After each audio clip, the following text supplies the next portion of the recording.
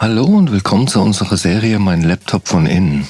Hier möchte ich euch in einem schnellen Überblick zeigen, wie ihr den Akku tauscht und wie ihr an die wichtigsten Komponenten herankommt, wie SSD, RAM, Lüfter. Ich zeige euch dabei das Innenleben des Laptops. Ich zeige euch auch, was es an Tipps und Tricks noch gibt, was ihr vielleicht beachten müsst. Und dass es im Grunde genommen nicht so schwer ist, einen Laptop aufzuschrauben und an die einzelnen Komponenten heranzukommen.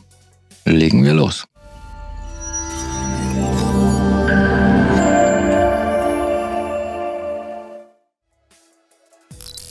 So, wir haben hier ein Lenovo Legion 7 und ich zeige euch auch gleich, wo ihr die genaue Modellnummer finden könnt.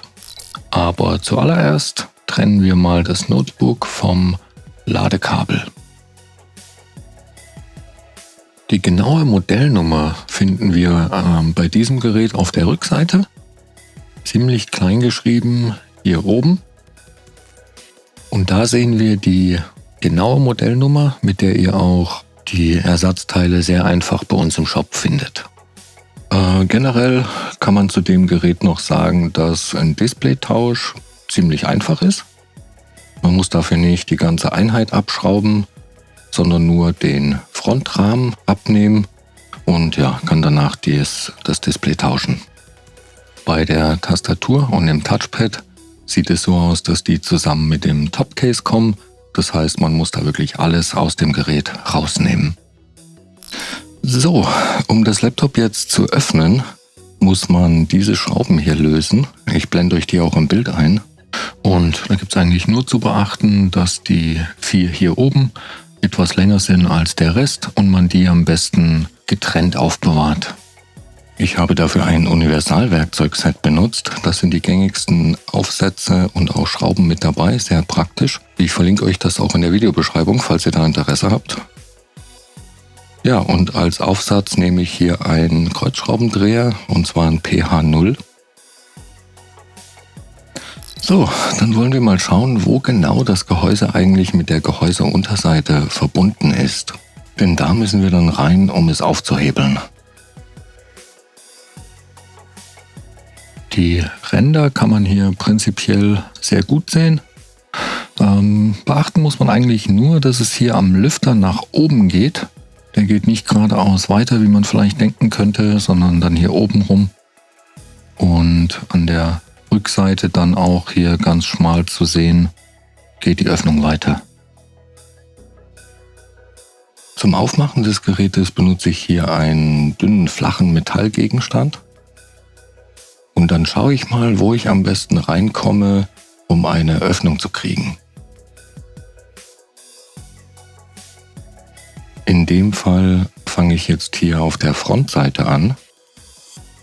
Und dann versuche ich, die Gehäuseunterseite ein bisschen nach oben zu hebeln.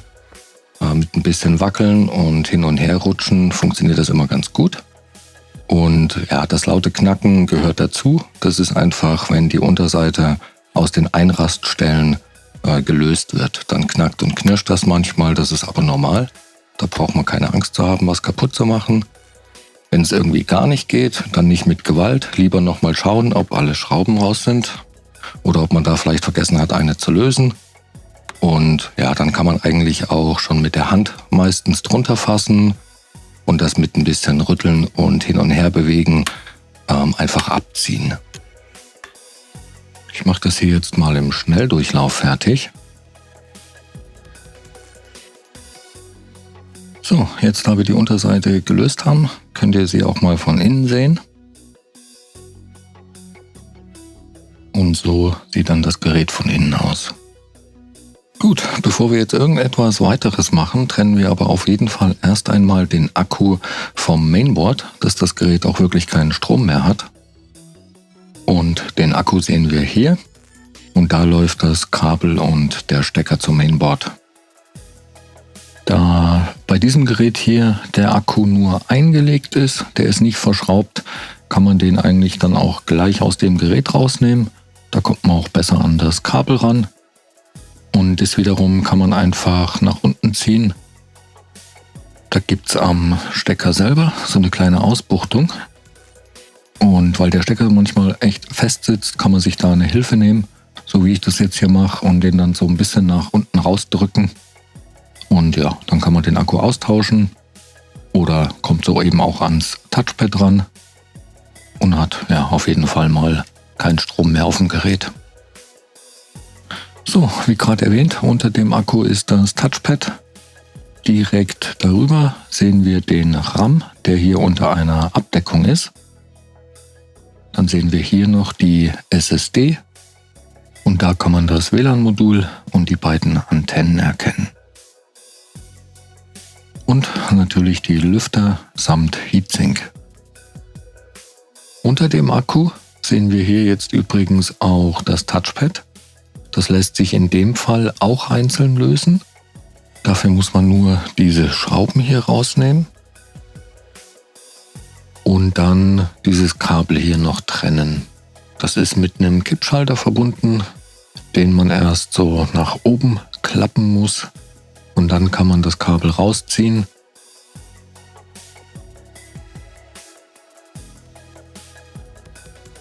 Beim Wiederverbinden nur darauf achten, dass das Kabel wieder richtig drin sitzt, bis zu dieser Linie, die man hier sehen kann.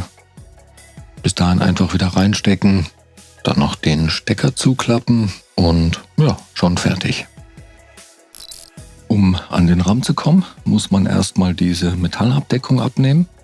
Die Metallabdeckung zieht man einfach nach oben hin ab und darunter ist dann der eigentliche RAM. Und ja, hier merken wir uns noch, wie rum die Metallplatte da drauf war. Und um den eigentlichen RAM jetzt zu tauschen, sieht man nur diese beiden Klammern hier ein bisschen nach außen. Dann kommt einem der RAM so ein bisschen entgegen und man kann den einfach rausziehen.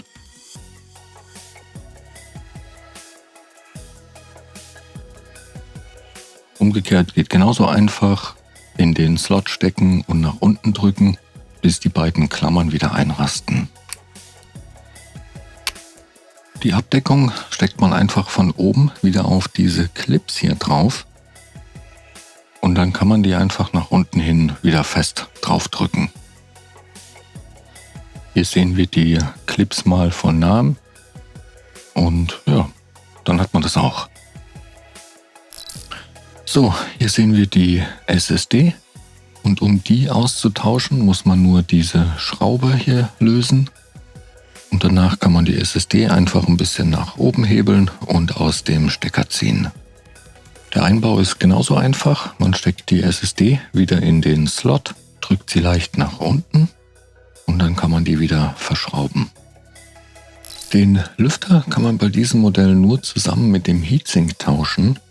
Dafür muss man diese Schrauben hier am Heatsink selber lösen und dann noch das Kabel vom Lüfter trennen. Und da die Kabel da so dünn sind, würde ich da nicht dran ziehen, sondern eher versuchen, den Stecker direkt zu greifen und rauszuziehen. Dann kann man den Lüfter als Einheit mit dem Heatsink zusammen aus dem Gehäuse nehmen und umgekehrt wieder einbauen. Die Wärmeleitpaste ist in dem Fall beim neuen Lüfter mit dabei. Und ganz wichtig natürlich, nicht vergessen, auch das Lüfterkabel wieder zu verbinden. Den Akku jetzt wieder einzubauen ist super einfach. Der wird einfach von oben so ein bisschen, hier sieht man die Ausbuchtungen, in die vorgesehene Schiene eingesteckt. Dann kann man den einfach in das Gerät reinlegen, der ist passgenau. Und ja, dann am Ende natürlich nicht vergessen, auch das Kabel wieder zu verbinden, dass man dann auch wieder Strom hat. Und ja, wie gesagt, sehr, sehr einfach bei diesem Modell. So, die Gehäuseunterseite, die haken wir so ein bisschen von hinten auf das Gerät drauf, weil die ja einfach so ein bisschen sehr dünn ist an dieser Stelle und da wollen wir nichts kaputt machen. Und dann wird das wirklich einfach nur zugepresst. Da kann man ruhig auch mit Kraft das reindrücken. Und man hört das immer schön knacken, wenn alles wieder einrastet. Da gehe ich auch immer einmal um das komplette Gerät herum, drücke in der Mitte auch alles fest und dann hat man das eigentlich sehr, sehr schnell wieder zu und ja, kann das dann einfach verschrauben und schon erledigt. So, das war's auch schon wieder für dieses Modell. Wenn ihr noch Fragen oder Anregungen habt, lasst uns gerne einen Kommentar da. Und ja, ich hoffe, das Video hat euch weitergeholfen und ich wünsche euch viel Spaß beim Schrauben. Bis zum nächsten Mal. Ciao.